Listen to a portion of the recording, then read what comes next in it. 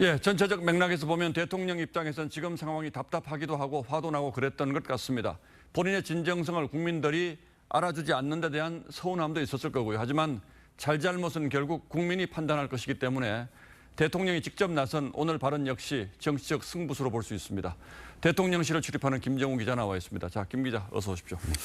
자, 국무회의 모두 발언을 대통령이 이렇게 길게 하는 건 전에 없던 일이죠. 예, 어젯밤 늦게까지 메시지 팀이 달라붙어서 원고 작업을 했고요. 예. 그 발표 직전까지 윤 대통령이 계속 수정을 하면서 대국민 설득의 포인트를 잡았다고 합니다. 그 참모들의 얘기를 들어보면 사실상 다 직접 썼다고 할 정도였으니까 대통령의 정면 돌파 의지가 아주 강했다고 볼 수 있을 겁니다. 예, 그렇군요.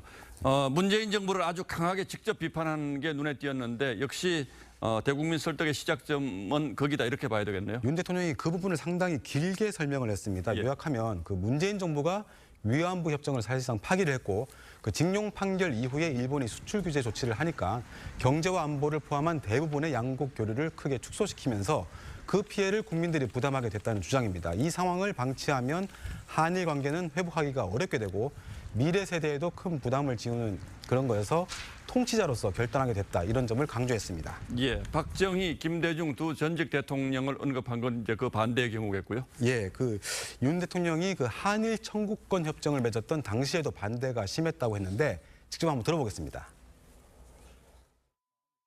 당시 굴욕적이고 매국적 외교라는 극렬한 반대 여론이 들끓었지만 박 대통령은 일본이라면 무조건 겁부터 집어먹는 것이 바로 굴욕적 자세라고 지적했습니다.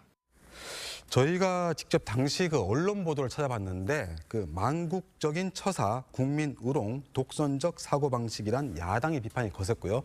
무기한 단식도 있었습니다. 예. 하지만 윤 대통령이 강조했듯이 이 협정으로 일본이 유무상으로 준 총 5억 달러의 자금이 경부 고속도로 건설과 그 포항제철 건립에 쓰이면서 국가 발전의 전기가 마련됐습니다. 윤 대통령 역시 이런 방식으로 한일 관계를 풀어가면서 떨어진 그 성장 동력을 살리겠다 이런 의지를 밝힌 것으로 볼 수 있겠습니다.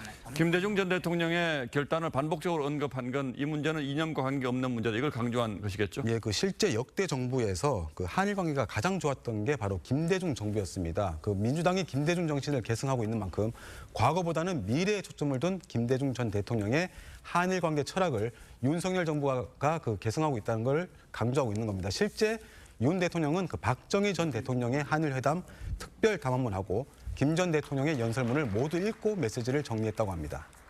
자, 프랑스와 독일 관계도 언급했는데 이건 우리와 어떤 관계가 있습니까? 그게 좀 오늘 연설에 자세히 언급되진 않았습니다만 그 보불 전쟁 때부터 1차 세계대전까지 오랜 갈등을 겪은 그 두 나라가 1960년대 미래를 강조하면서 엘리제 조약을 맺었습니다. 그 정부 인사부터 민간과 청년까지 교류를 활성화하는 방식인데 한일 관계에도 이를 적용하자는 겁니다. 다만 그 2차 대전 패전국인 독일과 일본의 사죄와 배상의 차이가 있었다는 점은 좀 감안돼야 할 부분입니다.